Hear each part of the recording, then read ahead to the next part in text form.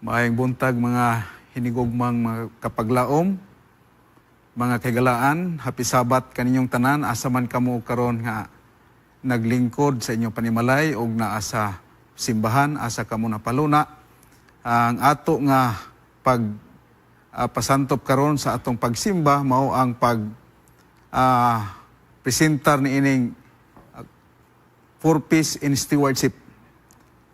Abi ninyo, kung adunay purpose ang atong gobyerno, aduna po'y purpose sa ato nga iglesia o sa atong pagkapinyalan. Busa mga kapaglaom, akong ihatag kaninyo karon ang overview sa atong pagtuon nining upat ka mga P. Una niini ang partnership with God.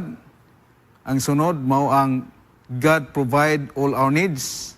Ang ikatulo nga P, God will prosper to all who are faithful steward. O ang ikaupat, God protect all the resources. Ang teksto nga atong taga-agpagtagad, simple yung kaayo, ug ato kayong nasinati ni, diya sa Matthew 6:33, nagaingon diya sa New International Version, but seek first the kingdom and His righteousness, and all these things will be given to you as well. So, atong tan-awon, atong balikan pagtan-aw ang kahulugan o definition sa unsay meaning sa stewardship. So, malas pagtuon, stewardship is a lifestyle of the one who accept the lordship of Jesus Christ, walking in partnership with God, acting as His agent to manage His affairs on earth. Dugang niya na ato nga ipasantop kining kahulugan sa pagkapinyalan, mga kapaglaom. What is the center letter of the word stewardship? Atong tanawon. Klaro gyud kay na kay 11 letters naman ang stewardship. Ang ikaunom nga litra ug ang center letter of the word stewardship is R. R stand for relationship. According to the Selected Messages, Book 2, page 179, Sister White, nag-ingon siya, as we bring ourselves into right relationship with God, we shall have success whatever we go. And it is success that we want, not money living success. And God will give it to us because He knows all about our self-denial.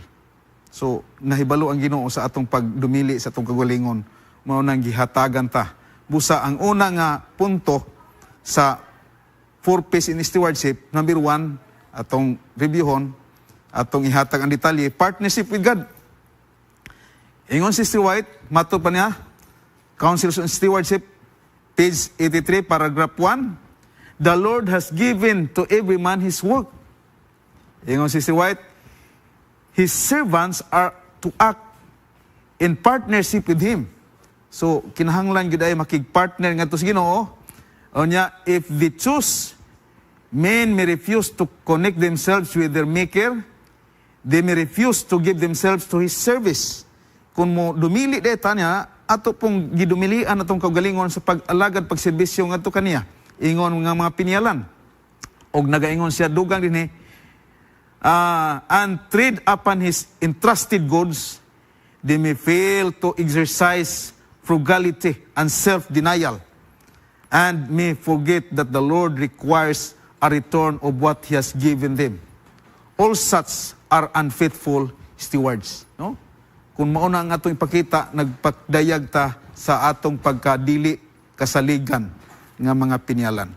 Busa, Selected Messages, Sister White says, Book 3, page 310, matod pa niya, the highest privilege, ang pinakataas kay nga pribilehiyo nga gihatag sa tao can enjoy is to be a partaker of a divine nature and faith that binds us in a strong relationship to God will so fashion and mold mind and conduct that will become one with Christ. Wow, kanindot kay na. Mao ni ang usa ka taas kay nato nga pribilehiyo nga nahimo tang partaker sa pagkabalaan sa Dios, no? Balaan ni nga trabaho. Sa ang pangutana dinhi, ang pagbato nato nining bahandi kinsa ang angay natong hinumduman. Atong mabasa diya sa Deuteronomio 8:18, apan hinumdumi si Jehova nga imong Dios kay siya maoy naghatag kanimo sa gahom sa pagbaton sa mga bahandi. So mao na nga malimot ang tausahay nga ang tanan nga atong nadawat gipiyal sa Ginoo. Kinsa ang tag-iya sa tanang butang dinhi sa yuta? Pangutana, gitubag na review lang ni sa ato ang pagtuon nga ang Salmo 24:1 nagpadayag, iya ni Jehova ang yuta og ang pagkapuno ni ana, ang kalibutan og sila nga nagapuyo nini. Kinsa ang tag-iya sa salapi o bulawan? Ato lang reviewhon og aron mahinumduman nato nga ang Dios nag-angkon dinhi sumala sa Hagyo 2:8, ang salapi ako man ug ang bulawan ako usab, nag-ingon si Jehova sa mga panon. So dili malimod, di kalilo nga ang Dios mga kapaglaom maog gyud ang tag-iya sa tanang butang bisan pagani sa atong kinabuhi. Naay pakigsaad ni Jacob matud pa sa Genesis 28:20-22.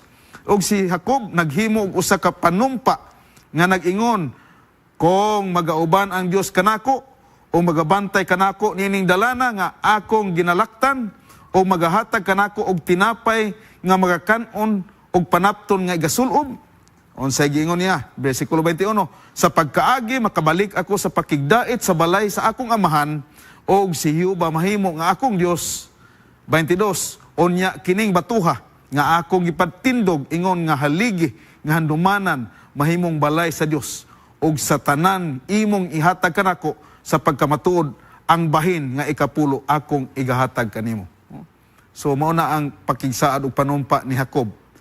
Ang ikaduha nga pi, God will provide all our needs. Unsa ang saad sa Dios? May tungod sa tanan natong gikinahanglan.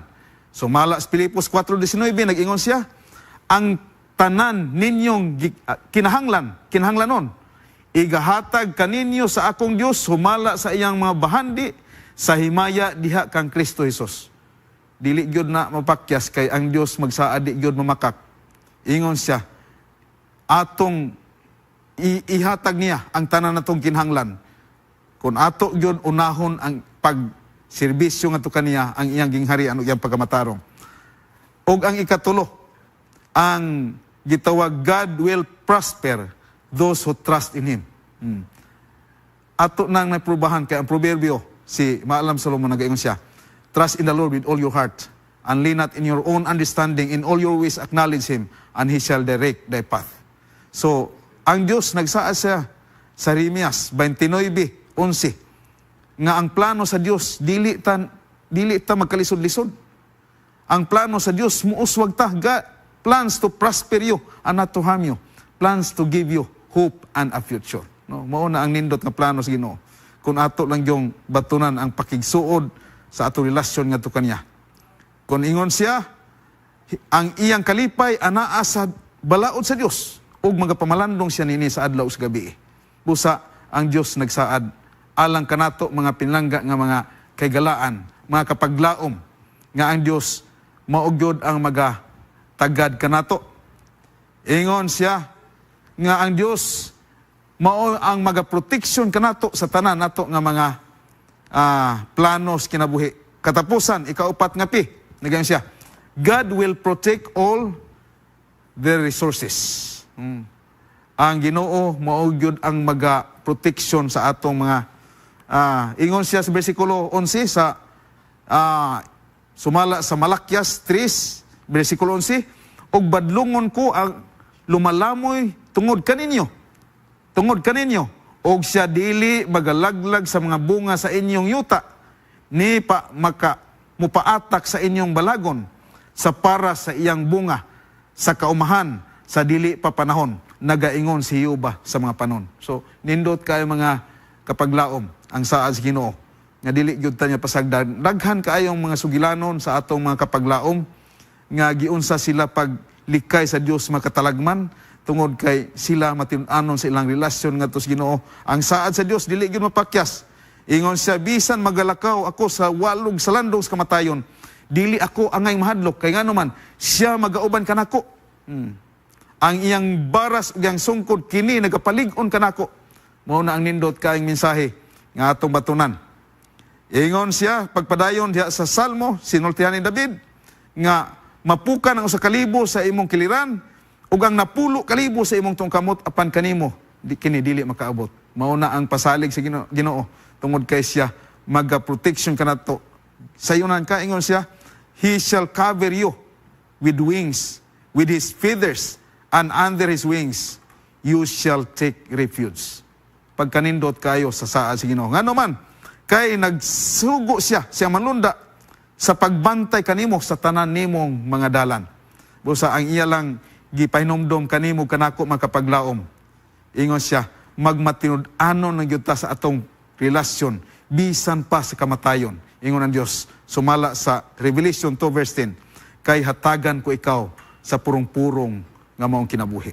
Busa karon nga kabuntagon, katapusan nga pagpasantop dinhi sa Mateo 25 versikulo 21 og miingon kaniya ang iyang agalon. Matod pa niya, maayong pagkabuhat, maayo og kasaligan nga ulipon, sa jutay kasaligan ka, sa dako pagapialan ko ikaw, dumuyog ka sa kalipay sa imong agalon. Nindot kayo ang komendisyon nga atong madungog unya sa pagbalik sa atong Ginoo kung kita magmatinud-anon ngadto kaniya. Nini adunay sugilanon nagaingon ini usahay atong blimon ang Ginoo. Na atay mga problema atong blimon ang Ginoo. Ingon siya, you call me master and obey me not. You call me light and see me not. You call me way and walk not. You call me life and desire me not. You call me wise and follow me not. You call me fair and love me not. You call me rich and ask me not. Mailan ta nagkalisod-lisod ta, pero ang atong amahan sa langit, adunahan siya, mga kapaglaom. Yan siya. You call me gracious and trust me not. You call me noble and serve me not. You call me mighty and honor me not. You call me just and fear me not. If I condemn you, mao ni iyang tubag, blame me not. Busa karon nga kabuntagon, atong tag-upan og pagpahinomdom kaninyo ang upat kapi sa pagkapinalan. Number 1, partnership with God. Ikaduha, nga pi, God will provide all our needs. Ang ikatulong nga pi, God prosper those who trust in Him. Og ang ikaupat katapusan nga pi, God protect all their resources. Sa katapusan akong ibilin kining statement ni Sister White. Matod pa sa Christ Object on page 69, paragraph 1. Christ is waiting with longing desire for the manifestation of Himself in His church. When the character of Christ shall be perfectly reproduced in His people, then He will come to claim them as His own. Hinaot nga ang Ginoo magapanlangin kanato nga kini nga pagpadasig magpalig-on sa atong pagsalig, partnership sa atong Ginoo nga siya ang tuburan sa tanang panlangin. Ang Dios magapanlangin kanato mao kinang pagampo.